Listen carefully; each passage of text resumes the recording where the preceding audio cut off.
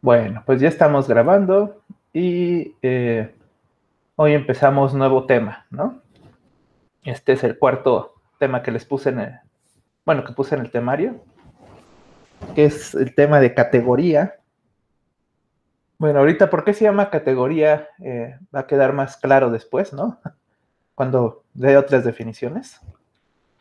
Pero básicamente, pues como que la idea es, bueno, la idea original era como que poner dos tipos de conjuntos, o sea, dos categorías de conjuntos. Entonces están los de primera categoría y los de segunda categoría, ¿no? Bueno, ahorita, luego vemos qué es eso, ¿no? Hoy no planeo ver definición de esas cosas, pero la idea es otra vez,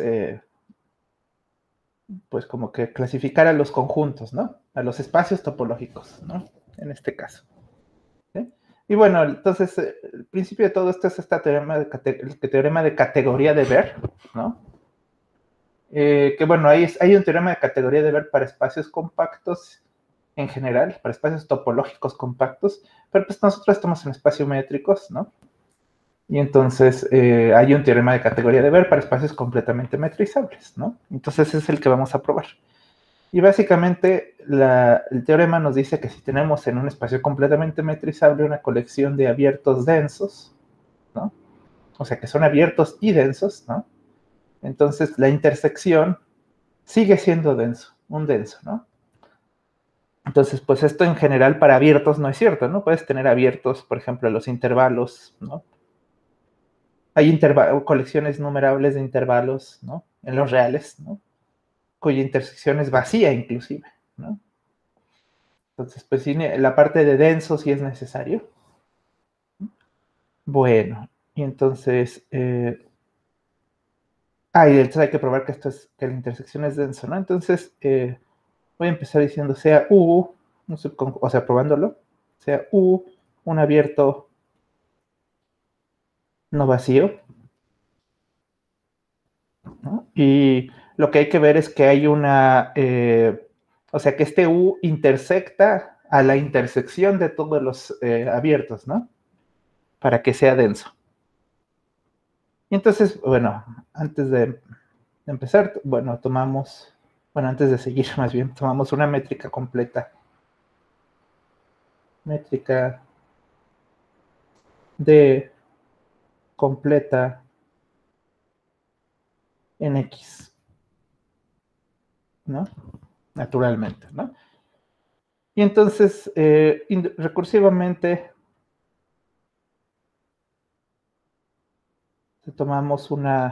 definimos una secesión,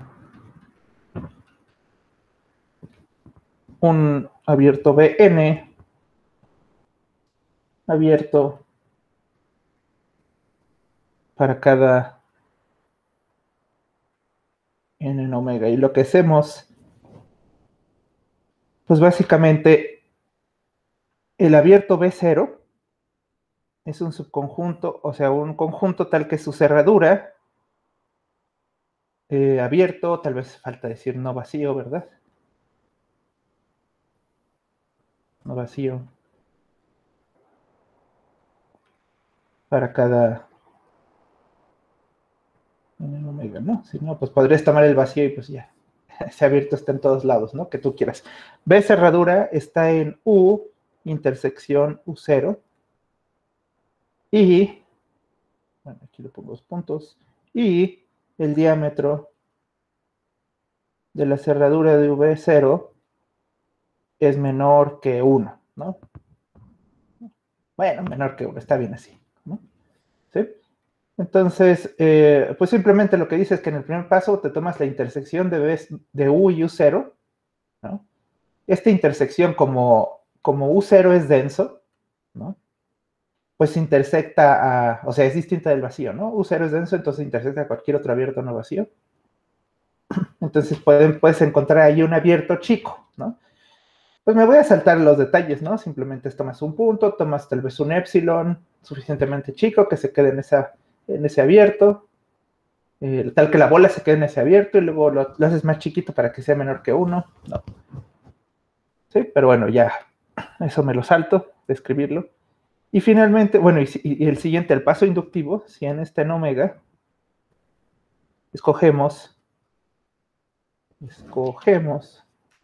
ya lo escribí con J, igual, ¿no? Vn más 1, tal que Vn más 1 cerradura se quede en Vn intersección Un más 1. Y el diámetro de Vn más 1, cerradura es menor que 2 a la menos n más 1. Entonces es repetir lo mismo, ¿no? O sea, tomas, para este paso, el paso n, ya tienes definido un abierto no vacío, Vn, y tienes un abierto denso. Entonces el abierto denso intersecta al abierto no vacío. Entonces este conjunto es distinto del vacío. Entonces pues puedes tomar un abierto chiquito, ¿no? Que bueno, tal que su cerradura no se salga, ¿no? Bueno. Bueno, tal vez aquí, en este, pongo... Ay, siempre es difícil, siempre es complicado mover estas cosas.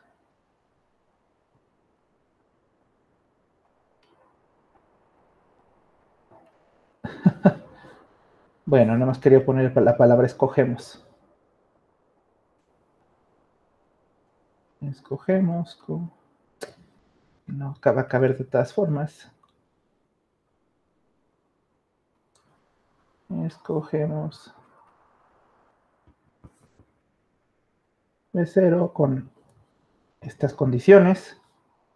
¿Sí? Bueno, entonces eso ya define la sucesión de abiertos, ¿no? Y entonces lo que hay que notar es que en realidad la sucesión de las cerraduras es una familia. Familia, lo que se llama anidada de cerrados no vacíos. Anidada significa que cada uno está contenido en el anterior, ¿no? Bueno, el siguiente está contenido, o sea, si tomas un Bn cerradura, el siguiente Bn más una cerradura está contenido en ese conjunto, ¿no? Entonces es una familia de unidades de cerrados no vacíos, cuyo diámetro tiende a 0.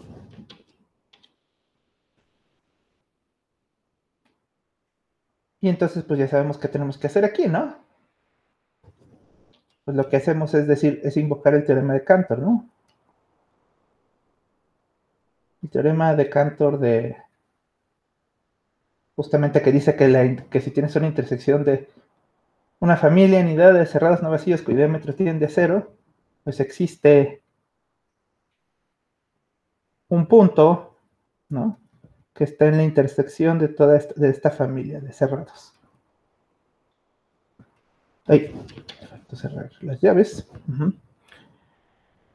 Bueno, y pues de esto es inmediato, o sea, simplemente por cómo escogimos la sucesión, pues P, pues está en el B0 cerradura, entonces está en U, ¿no? Pero luego también en cada paso está en el, o sea, como P está en el Bn más 1 cerradura, ¿no? O sea, en este, pues entonces está en el Bn, en el Bn. Entonces, pues simplemente, pues eso significa que está en la intersección de los UNs, ¿no? Que es lo que queríamos, ¿no? Sí, o sea, queríamos probar que esta intersección era densa y entonces ya vimos que la intersección de los UNs intersecta todo abierto, no vacío. Entonces, pues, ya, ¿no? Este teorema, pues ya está probado. Y este es de los teoremas, pues no sé si decir básicos, porque tal vez no es tan básico en topología, pero debería de serlo, ¿no? Porque es muy importante, ¿sí? Entonces, de hecho, lo que quiero hacer en lo que queda de esta clase es ver ejemplos, ¿no? de cómo se puede aplicar o de qué sirve el teorema de categoría de Ver, ¿no? Porque, de hecho, este teorema es de los teoremas más... Yo me atrevería a decir que es de los teoremas más importantes en matemáticas, no solo en topología o en teoría descriptiva de conjuntos, ¿no? Sino en general, ¿no? Se usa en muchas áreas, ¿no? Digo, no en todas, obviamente, pero, por ejemplo, el primer ejemplo que quiero dar es, de hecho, es de teoría de números. Es algo bastante inesperado, ¿no? Entonces, estos son los que se llaman los números de, a ver si lo escribo bien, Liouville. Bueno, no sé cómo se pronuncia. Tal vez debí haberlo buscado. Bueno, y entonces, ¿estos números qué son?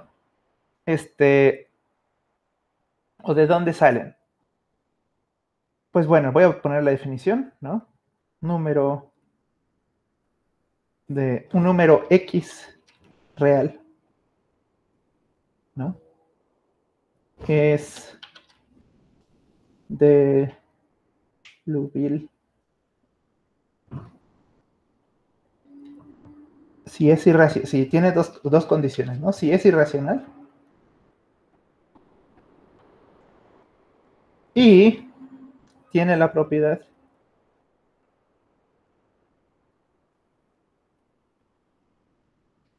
de que, bueno, y aquí lo voy a escribir con cuantificadores, para todo n entero positivo, ¿no? Existen P y Q en los enteros con P, no, perdón, con Q mayor que 1, tal que la distancia de X a P entre Q, o sea, el racional P entre Q, es menor que 1 entre Q a la N, ¿no? Esa es la condición. Esa es la condición de Liouville.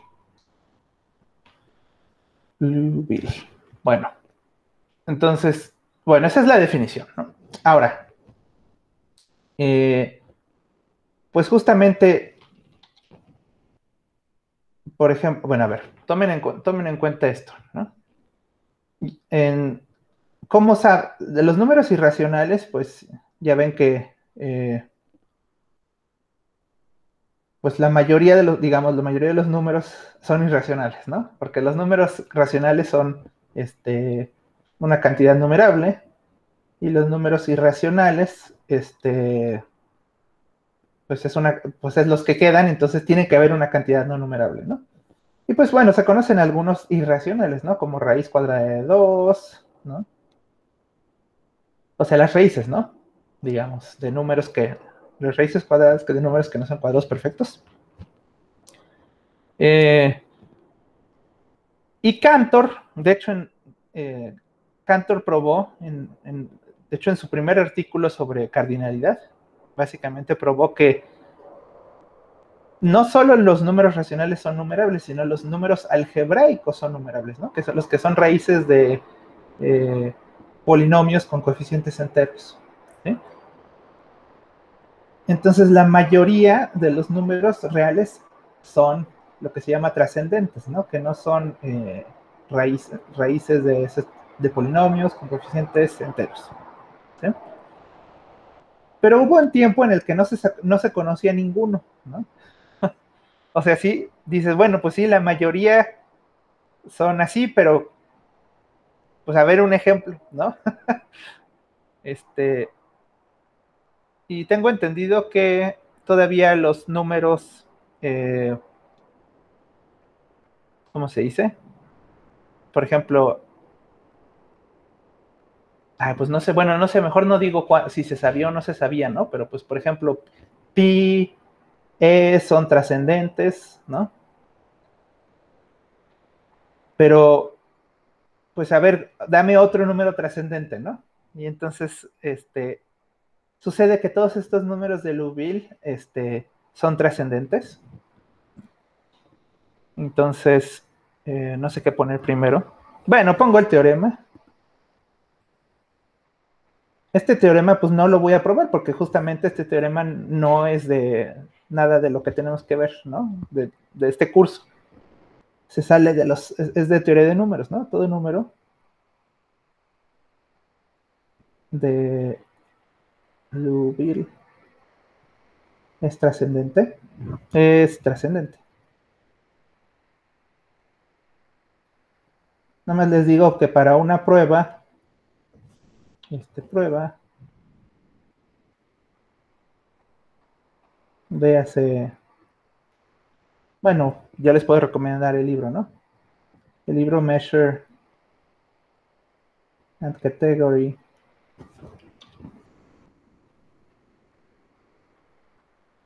de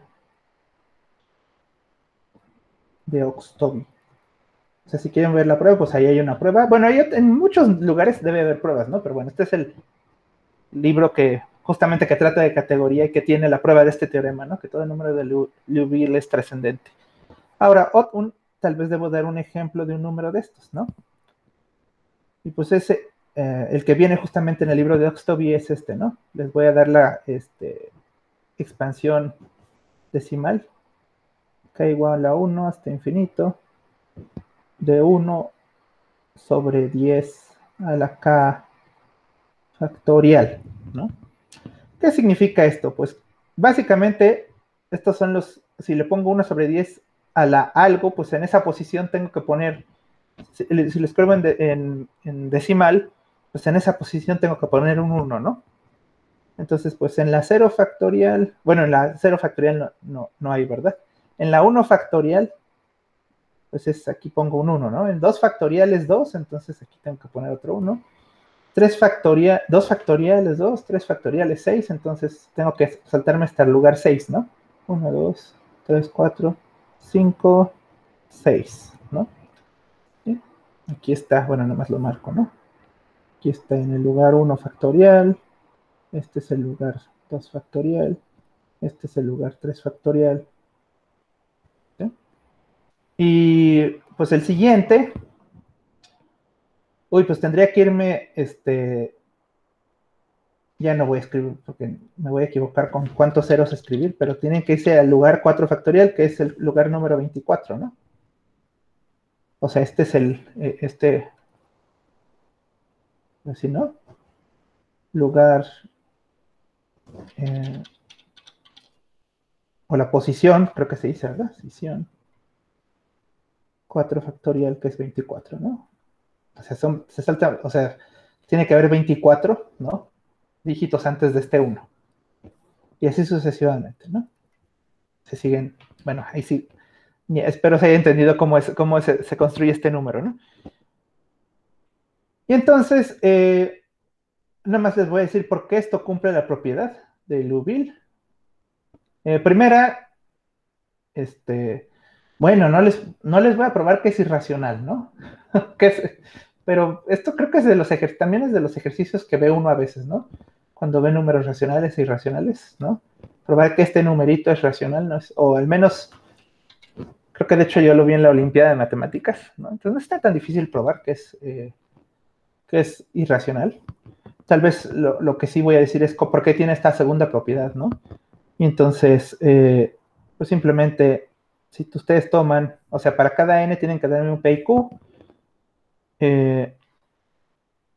pues entonces voy a poner q igual a 10 a la n factorial, ¿no? Y voy a observar que x, si ustedes se fijan en el siguiente racional, ahora, ¿cuál racional? Pues es 10 a la k factorial, pero nada más háganlo desde k igual a 1 hasta la n, o sea, no hasta infinito, obviamente. K igual a 1 hasta n, pongan así, ¿no? Entonces, este número que acabo de escribir, ¿no? Es este número es p sobre q, ¿no? Ahí no me cabe. Bueno, este es p sobre q. Y entonces, pues nada más se tienen que fijar que por cómo definí el número, pues esto es menor que, pues si le restan estas posiciones, ay, no se ve bien, ¿verdad? El K factorial aquí adentro. Déjenlo escribo otra vez. K factorial. Bueno, entonces si restan estas primeras, o sea, este número que está, este P sobre Q, pues sus primeros dígitos son iguales, ¿no? Que el X. Y entonces el primer dígito que es diferente, pues es el N más 1. ¿No? Entonces aquí, esto es como decir 10 a la N más 1 factorial. Así, ¿verdad?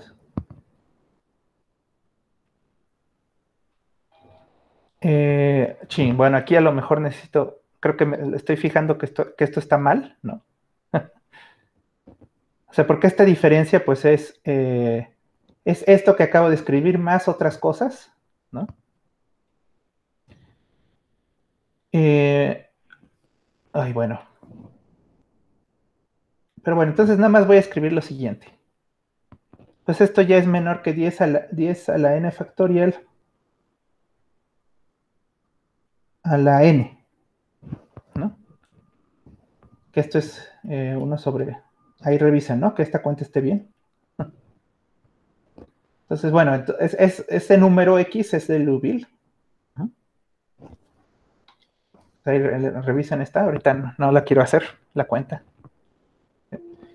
Bueno, pero entonces, ¿qué quiero? ¿Qué es algo que sí quiero ver? Pues quiero ver, a pesar de que esto pues está fuera del área, ¿no? Teoría descriptiva de conjuntos no tiene, o sea, ¿para qué sirve el número de Liouville? No importa para la teoría descriptiva, pero si tú le preguntas a la teoría descriptiva de conjuntos, puedes saber, cómo, o sea, que hay muchos números de Liouville. Fíjense.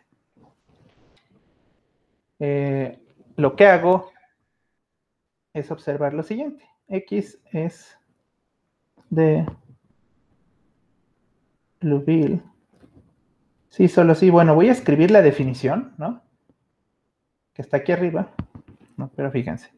Lo voy a escribir nada más sin palabras, nada más voy a decir, pues para todo n, z más, existe un p en z y existe y q en z menos en z más. De hecho, puedo poner el denominador, lo puedo poner positivo, ¿no? O sea, el numerador puede ser negativo, pero el numerador lo puedo poner positivo. Existe esto tal que x menos p entre q es menor que 1 sobre q a la n, ¿no? Pero ahora fíjense, esto es equivalente a lo siguiente. Y eso es algo que se hace mucho, ¿no? Los cuantificadores los puedo escribir como uniones e intersecciones, ¿no? Y entonces aquí puedo decir que x está... Entonces el para todo se vuelve una intersección, ¿no? Con n en z más. Esta es una intersección numerable. Esta unión, pues es una unión, la voy a poner así, media grande y fea porque, para que quepa.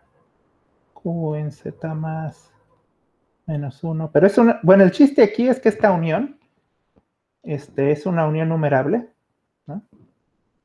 Que pues hay una colección, está muy feo eso, pero bueno, hay una colección numerable de P y Qs. Y entonces voy a decir el conjunto de todos los chain. Aquí tengo que cambiar como que de variable, ¿verdad?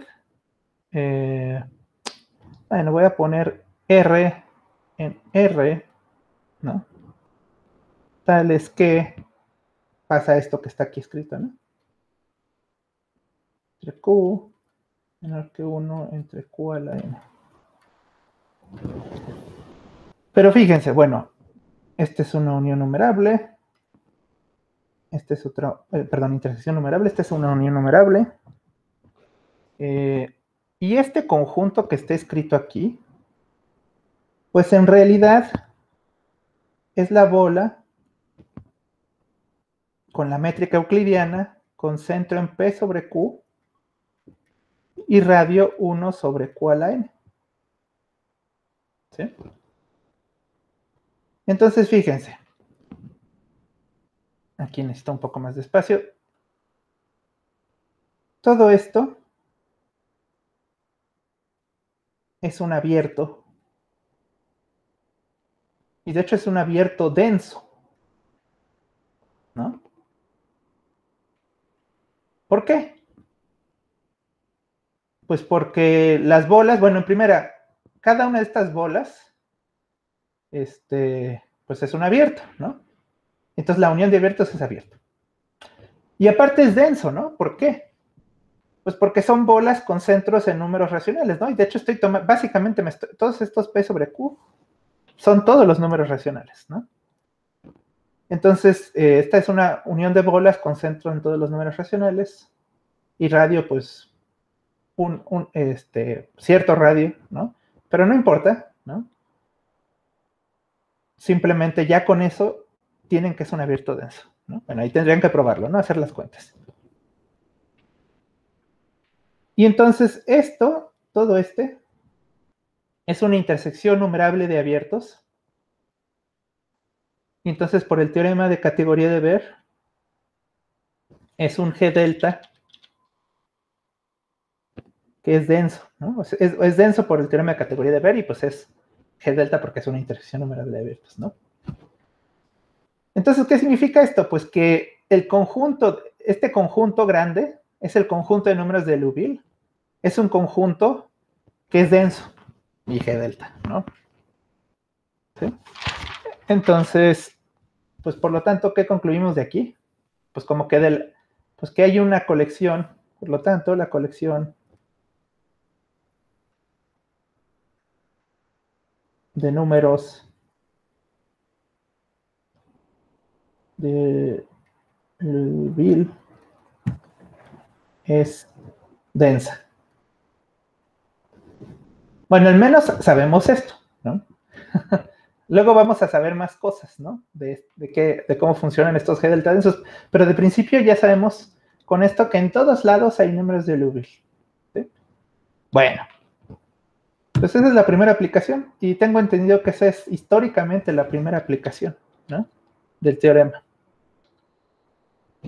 Bueno, este es básicamente lo único que vamos a hacer que es ajeno a teoría descriptiva, ¿no? Pero bueno, lo importante aquí es que la teoría, bueno, estas ideas de teoría descriptiva o de topología, si quieren pensarlo, pero pues nos ayudan a entender cosas que aparentemente no tienen nada que ver, ¿no?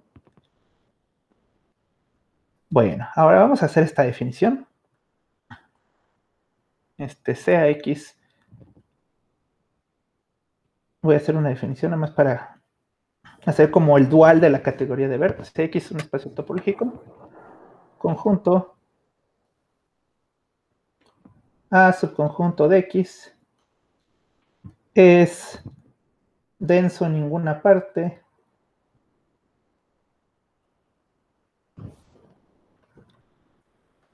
y se abrevia así como DNP. Bueno, así me gusta abreviarlo. Denso en ninguna parte.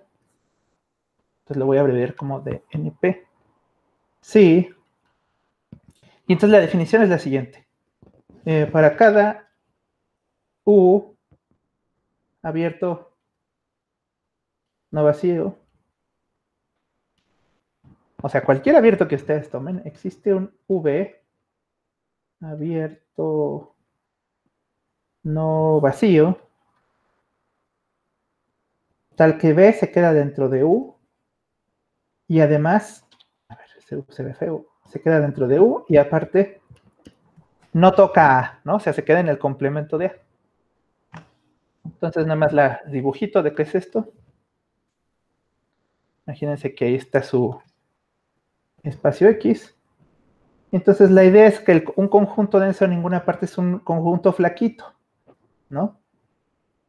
¿Por qué? Pues porque si ustedes toman cualquier abierto, ¿no? Cualquier abierto aquí, el abierto puede intersectar, puede no intersectar, pero pues piensen que a lo mejor intersecta, ¿no? Ustedes toman este abierto, aquí le pongo para todo abierto, pues ahí va a haber un abierto más chico, ¿no? Que se queda contenido en U, pero que no toca A, ¿no? Entonces este es el V. Bueno, un abierto no vacío, ¿no? Existe este abierto. ¿Sí? Entonces como que es la idea, ¿no? Que los conjuntos densos en ninguna parte son como delgaditos, ¿no? Que en cualquier lugar que tú veas puedes buscar un abierto que no intersecte, ¿no? Bueno, y la observación aquí que hay que tomar en cuenta es lo siguiente, que U es abierto denso, sí, solo sí, el complemento de U, bueno, a lo mejor tengo que escribir un poco más, pero bueno, es cerrado, denso en ninguna parte, ¿no? Entonces como que es lo opuesto, ¿no?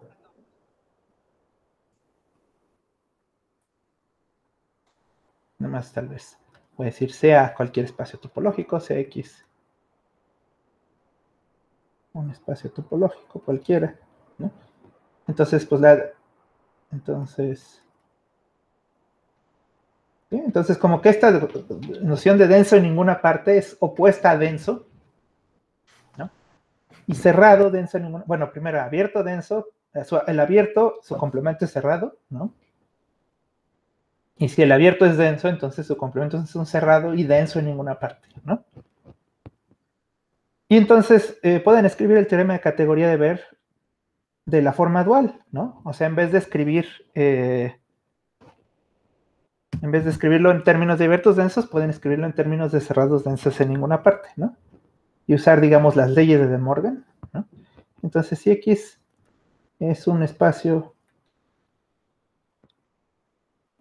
completamente metrizable,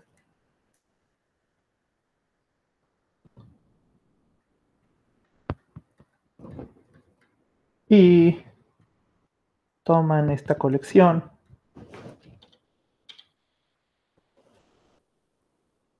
¿no? Es una colección, o son cerrados densos en ninguna parte, o sea, y, intuitivamente cerrados delgaditos, ¿no? Entonces, su complemento, el complemento de la unión,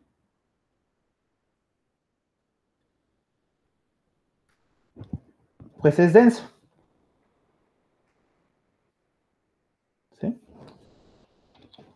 Eso es lo que dice el teorema de categoría de Baire, ¿no? O el dual del teorema de categoría de Baire, ¿no? Pues porque la unión de los cerrados densos en ninguna parte, pues es la intersección de los complementos, ¿no? Entonces ahí si no queda claro, pues ahí revisen bien esto. Igual aprovecho aquí para dar un corolario del teorema. A ver, ejemplo 2. Voy a dar, perdón, ¿qué iba a decir? Lo que iba a decir es que, vamos a ver, voy a darles algo que vi en el video anterior y que dejé pendiente, ¿no?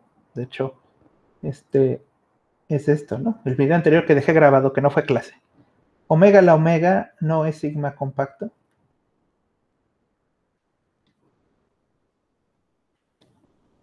Bueno, pues es ejemplo, teorema, corolario, pero pues digamos es un ejemplo de uso del teorema de categoría de Baire. Y pues lo que tienen que notar aquí es que todo compacto en omega la omega tiene interior vacío.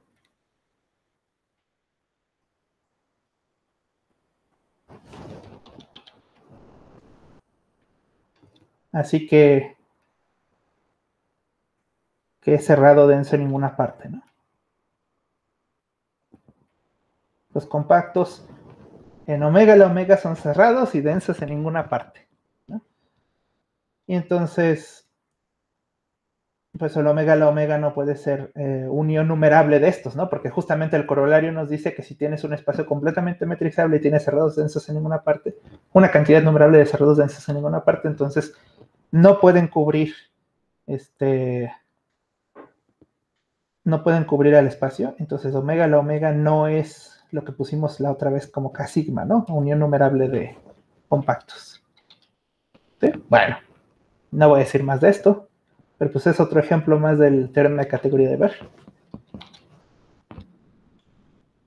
Bueno, ahora ejemplo 3, que de hecho es el que planeaba hacer. A ver qué tanto alcanzamos de decir de esto, ¿no?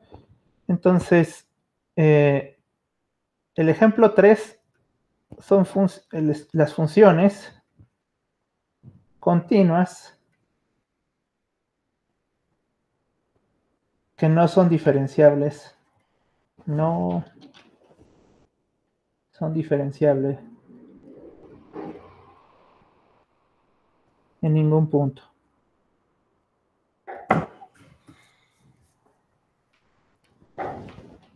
Ahora, ¿qué es esto? ¿De qué trata esto? Pues recuerden que la historia de las funciones continuas es que, pues de principio antes las funciones eran fórmulas, ¿no? O sea, y todavía, ¿no? Pues básicamente todavía, digamos, en cursos básicos, ¿no? De cálculo para ingenieros y todo esto, ¿no? Pues las funciones prácticamente que se ven tienen todas una fórmula, ¿no? X al cuadrado, las parábolas, seno, coseno, ¿no?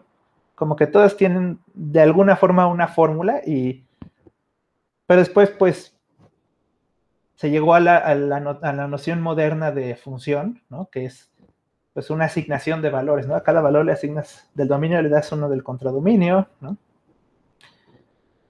Y entonces, pues, esto, pues, abrió la puerta a funciones que, justamente como dice aquí, que van a ser continuas y que no son diferenciables en ningún punto.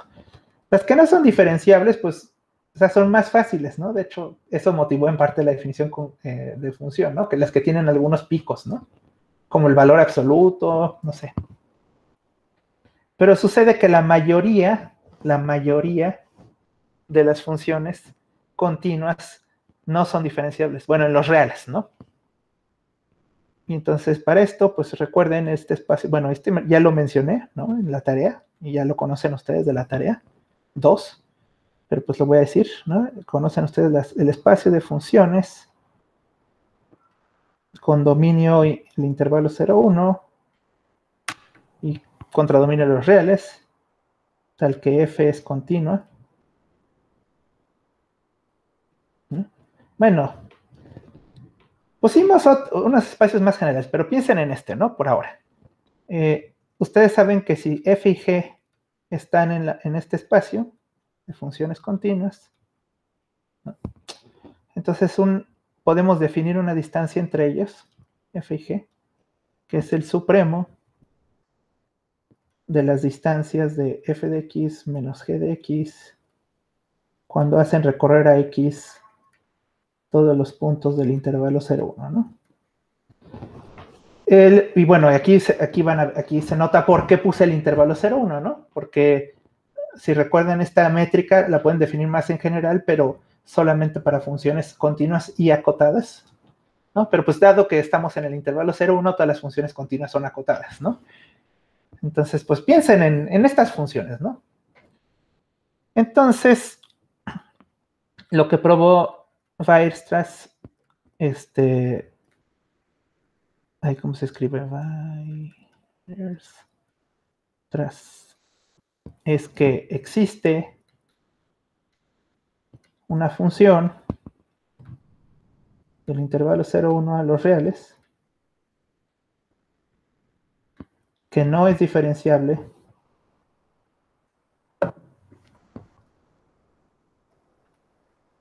en ningún punto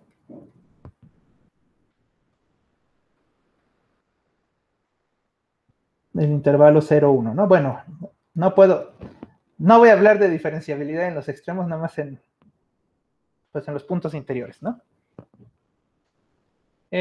Bueno, esto que voy a hacer, pues no es lo que hizo Weierstrass, que yo sepa. Esta es la prueba de este teorema usando el teorema de categoría de Ver, ¿no?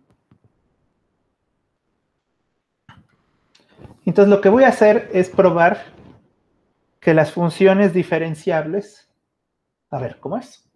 Las funciones diferenciables se pueden escribir como una unión, bueno, el conjunto de funciones diferenciables se puede escribir como una unión de cerrados densos en ninguna parte. O bueno, de densos en ninguna parte. ¿Sí? Y pues por el teorema de categoría de Ver,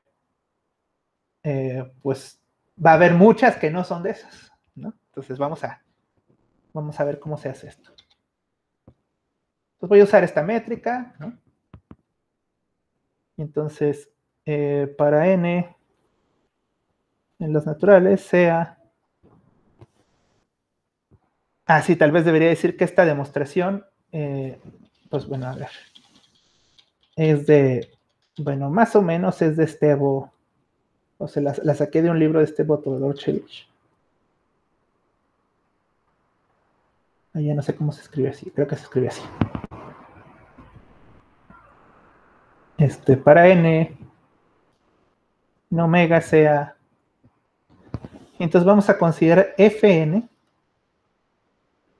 el conjunto de todas las funciones continuas, definidas en el intervalo 0,1, tales que existe un P en el intervalo 0 a 1 menos 2 a la menos n,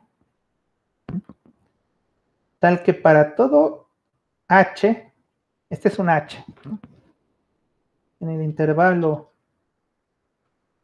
0,2 a la menos n, se cumple la siguiente desigualdad. F de P más H menos F de P es menor o igual que N por H. ¿Sí? Bueno, esa es la definición. Por ejemplo, un comentario. ¿Por qué hago esto? ¿Por qué hago esto de restarle 2 a la menos N? Pues básicamente para que pueda sumar, para que este número todavía está en el intervalo 0,1, ¿no? Por eso es que se hace esto de aquí, ¿no? De quitarle un pedacito, para que cuando le sumes h todavía pueda estar en el intervalo 0,1, ¿no? ¿no?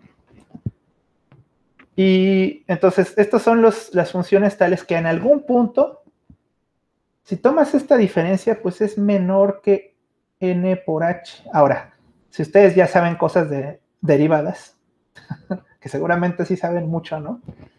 Pues ya ven, bueno, deben de ver que esto tiene algo que ver con la derivada, ¿no? Ahorita vamos a ver exactamente qué. Bueno, a ver si me da tiempo, ¿no? Si no, pues lo dejamos para mañana.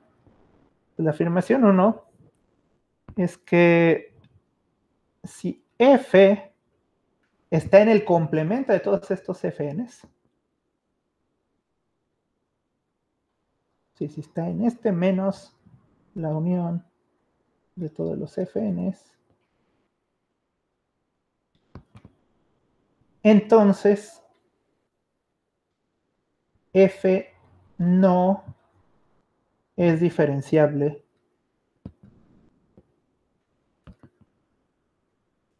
en ningún punto del intervalo 0,1. Bueno.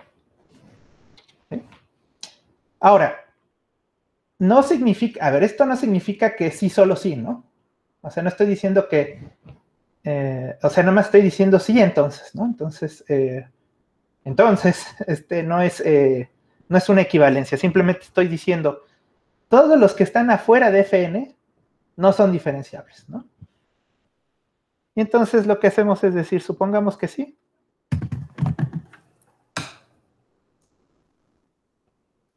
Sí, ¿no? Entonces, o sea, supongamos que sí es diferenciable, ¿no? Entonces sea x en el intervalo 0, 1, m mayor que 0 y ahorita voy a decir, ahorita digo que tienen que ver esos números, ¿no? Pero bueno, fijen, un número en el intervalo 0, 1, un número positivo, en el intervalo 0, 1 abierto, un número positivo y un delta mayor que 0, ¿sí? Y entonces escogemos un n número natural con las siguientes propiedades, ¿no?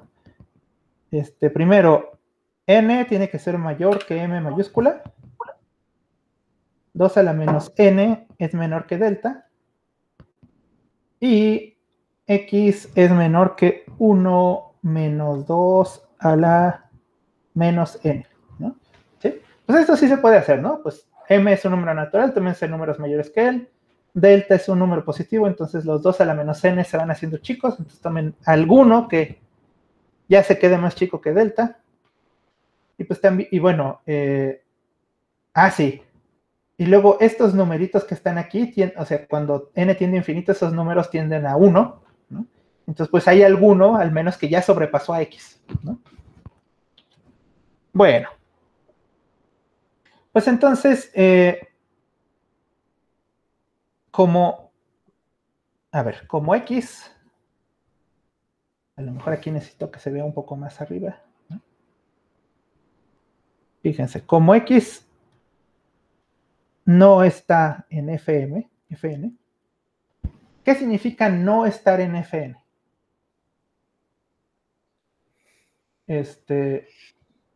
Perdón, como x, no x no. Como f no está en fn, ¿no? ¿Qué es lo que significa no estar en fn? Pues, pues fíjense, nos tenemos que fijar en la negación de este enunciado de arriba, ¿no? Y dice, existe un P, entonces aquí para negar esto sería para todo P, ¿no? Para todo P que esté en este intervalo, ¿no? Y bueno, pues por cómo escogimos la X, o la N más bien, X sí cumple eso, ¿no? X está en el intervalo, en este intervalo, ¿no? Entonces, ¿qué significa eso? Entonces existe una H, ¿no? Existe una H tal que se da la negación de esto, ¿no? Entonces voy a decir, existe una H,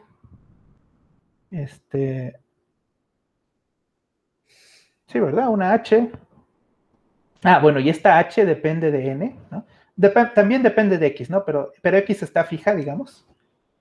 H depende de N, que está en el intervalo 0, 2 a la menos N.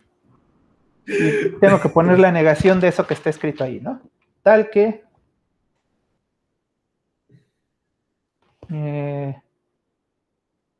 pues el x de f de x más hn menos f de x es mayor que n por h. Y aquí no los tengo que dibujar con cuidado para que se vea bien, ¿no? ¿Sí? Esa es la negación de estar en fn, ¿no? Entonces, ¿qué podemos concluir de esto? Pues bueno, ya voy a, hn, esta hn es así, ¿verdad? Voy a escribir el cociente.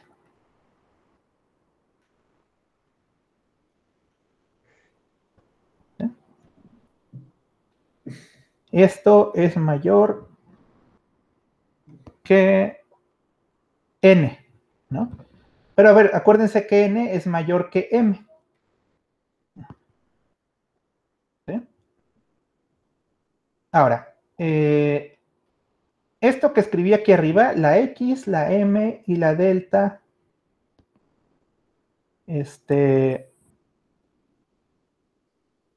son fijas, ¿no? Pero entonces estas son como fijas, pero la n, con que escojas cualquier n de este tipo, pues esto va a funcionar, ¿no? Entonces, esta desigualdad que acabo de escribir aquí abajo se cumple para todo número a partir de, bueno, todo número natural a partir de que cumple estas tres propiedades, ¿no? Las tres propiedades de abajo. Mayor que n, 2 a la menos n menor que n delta y x menor que 1 menos 2 a la menos n. ¿Sí? Entonces, esta desigualdad se cumple para una infinidad de n's. Bueno, y además la hn, bueno, eso tal vez lo escribo, ¿no? Como hn de n tiende a 0 cuando n tiende a infinito, pues entonces lo que estamos obteniendo es que el límite, bueno, le voy a poner valor absoluto, ¿no? De n de h tiende a 0 de este cociente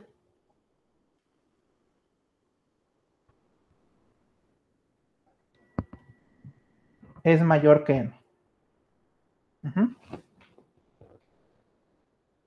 Entonces, ahora este límite, ¿por qué existe? Pues existe porque estoy suponiendo que la función sí es diferenciable, ¿no? Entonces, noten que esta igualdad, pero esto es cierto para todo m número natural. ¿Sí? Y eso es contradicción, ¿no? ¿Por qué? Pues porque pues este número, valor absoluto tiene que tener un valor, o sea, justamente como la función es diferenciable en x, tiene que tener un valor, ¿no? Y pues estoy diciendo que es mayor que m para todo m, pues eso es imposible, ¿no? Y entonces la conclusión es, por lo tanto, el límite no existe. Bueno, tal vez más bien la conclusión era, por lo tanto, el límite no existe y eso nos da la contradicción, ¿verdad? No existe. Entonces, más bien, esa es la contradicción, ¿no? Qué feo. Está ahí. Bueno, ¿sí? Y esto prueba la afirmación, ¿no? Bueno. Entonces, pues igual y les digo, ya faltan 2 minutos para que acabe, pero les digo cuál es la continuación de esto. Afirmación 2 va a ser que para todo n en omega, fn es cerrado. Entonces es lo siguiente que hay que probar.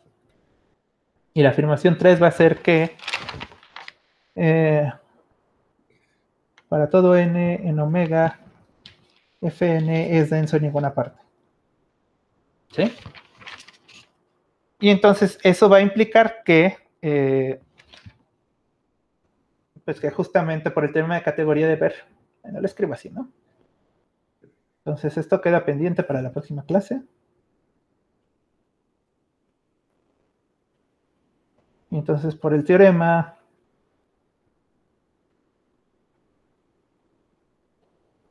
de categoría de ver, o bueno, por el corolario si lo quieren ver así, pues entonces el conjunto de funciones, o el subconjunto tal vez debería decir, ¿verdad?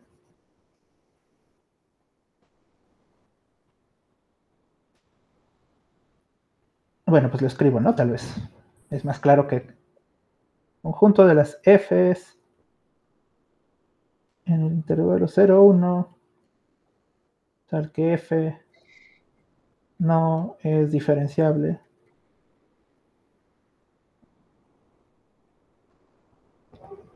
pues está contenido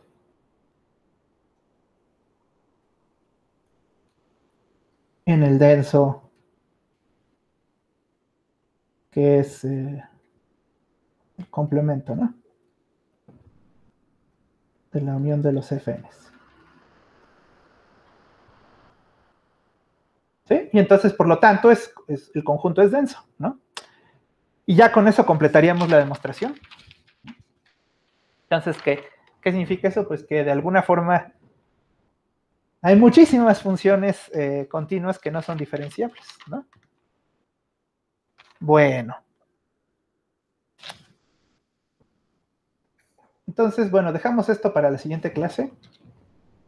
Concluimos, ¿no? Porque sí está bonita la prueba, o sea, sí vale la pena verla. Y pues también para que vean cómo se aplica el teorema, ¿no? Bueno, pues sería todo. No sé si tengan alguna pregunta antes de dejar de grabar.